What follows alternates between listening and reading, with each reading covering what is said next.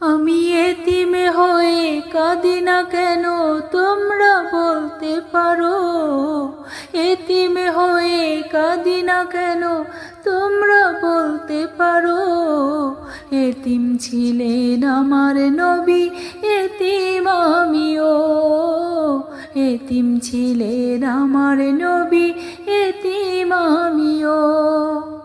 নেই বাবা মায় আমার, নেই যে বাড়ি ঘর, নেই বাবা মায় আমার, নেই যে বাড়ি ঘর।